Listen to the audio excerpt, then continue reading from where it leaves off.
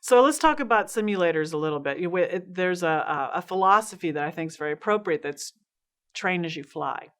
The problem is you're never going to get a simulator that's exactly 100% of a replica of what you have on orbit. It's just, there are things that happen on orbit that change the configuration. There are things that you don't think about. So the question you should ask yourself is, what are the main things that we need to train the crew on that are really super important, that they need to have a full immersive experience with? And emergency procedures and emergency situations and equipment that's related to, life, maintaining life or maintaining the mission, or equipment that has some unique features that are not in your general skill set of I'm a general mechanic, which we can talk about in a minute. For example, the carbon dioxide removal system it turns out there's some very special connectors there that had some quirks that we really didn't understand until we got to orbit. And it's been kind of interesting because different people have had different levels of success of connecting and disconnecting these particular connectors, and has to do the way the O-rings line up and the exact alignment you have to get on the connectors. And so it was sort of a tricky operation.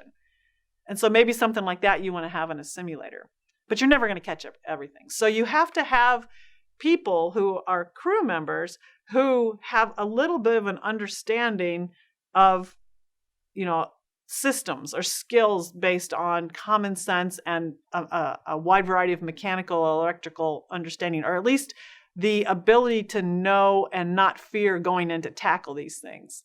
For example, my refrigerator broke in Houston, and I'm like, okay, what's going on? And I went and got the circuit diagram, and I wandered through the circuit diagram to figure out, okay, it's probably the thermocouple here, or it's probably the switch there. And so you have to be able to have that kind of analytical ability, because you're never going to have a simulator that can train you all that. So you have to figure out, when you build a simulator, what are the key things we want the crew to understand, and then what are the unique things. And then you might want to think about, in the case of the shuttle, what are the dynamic phases of flight that you need the crew to do by remote automaton reflexive action versus the static phases where you've got time to think.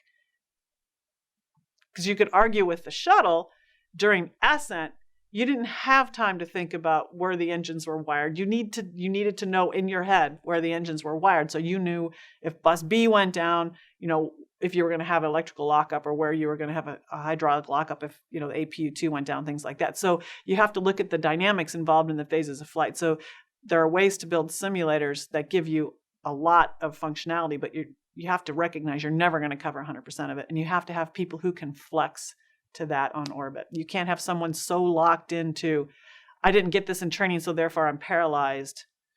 You cannot have that kind of a mindset in your crew members.